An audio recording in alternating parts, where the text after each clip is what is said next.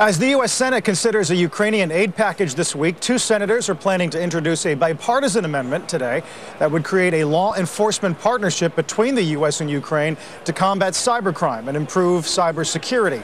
Senator Mark Warner of Virginia is one of the amendment sponsors, and he joins us this morning from Capitol Hill. Senator, good to see you again. Good morning. Good morning, Carl.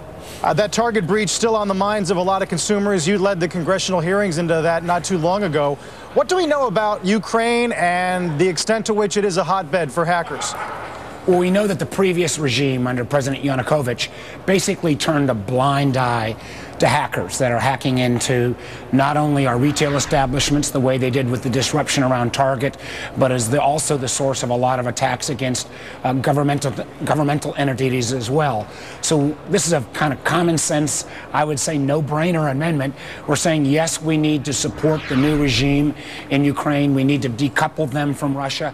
But if we're doing this and providing this aid, Ukraine needs to partner with us in law enforcement to make sure that we can bring these criminals to justice. You're looking at bilateral talks, right? A working group, extradition procedures. I mean, their whole government, Senator, is sort of on shaky ground right here. Do they have the wherewithal to attack this with any kind of resources whatsoever? Well, listen, we want the new regime in Ukraine to succeed, and I think you're going to see the United States and the EU step up for them.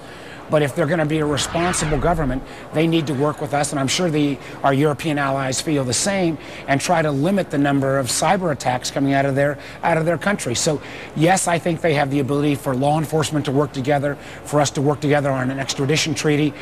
In my mind, getting rid of this kind of criminal element in Ukraine is actually to the benefit long-term of the Ukrainian stability. Senator, I can understand why you want to plug into security forces in the Ukraine at the highest level, but as far as preventing cybercrime in this country, don't we need something way more comprehensive? Don't we need a different scale of debate here about major resources that perhaps no longer should be spent on aircraft carriers and planes and troops, and actually needs to be reassigned to protect the IT infrastructure of this country? Well, Simon, I'm not sure it's an either or. I think we need to both have a traditional military presence, because I think the world does better with a strong American military. But you're right, we do need greater emphasis on cybersecurity. I think if the American public knew how often every day our banks, our retail establishment, our governmental entities were attempted to be hacked, they'd be pretty surprised. This is something that needs to be dealt with both at a governmental level, but also at a private business sector level.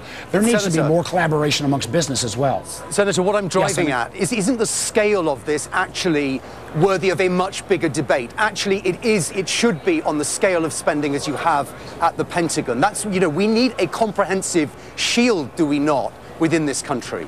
Absolutely, Simon. And you need a regime that will not allow kind of the free rider problem to take place, which we've got now. I'm not saying this was Target, but where you may have a dozen firms in an industry sector all doing the right things, but if you've got a weak link, the cyber hackers can come in through that weak link and basically go after the whole industry. We've got to set standards on when a company should be obligated to report to the public and the regulators when they hit a certain volume of cyber attacks. We've got to make sure, for example, in the banking sector, that we don't go back to a blame game between the banks and the retailers about cyber, but they actually work together in terms of things like chip and pin and tokenization within our credit cards. This is an issue that is only going to grow in importance. And yes, you're absolutely right. It needs to be debated beyond the kind of CTO level, at the CEO level, and frankly, at the highest levels of government.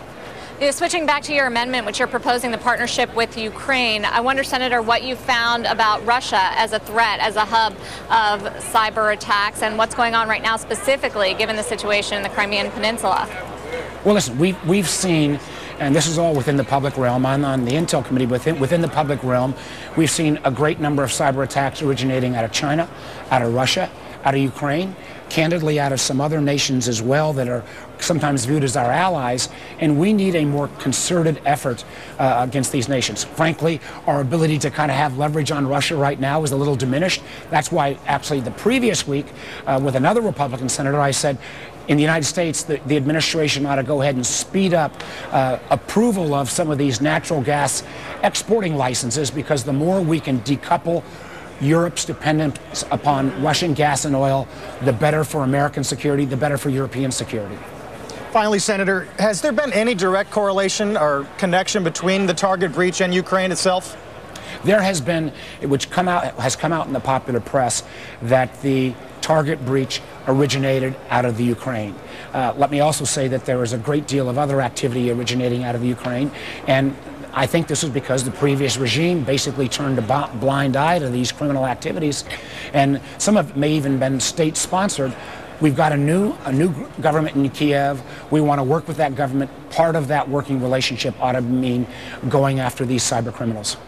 We'll keep our eye on the amendment and the bill. Senator, thanks for your time today. We'll see you next time. Thank you, guys. Mark Thanks. Warner of Virginia.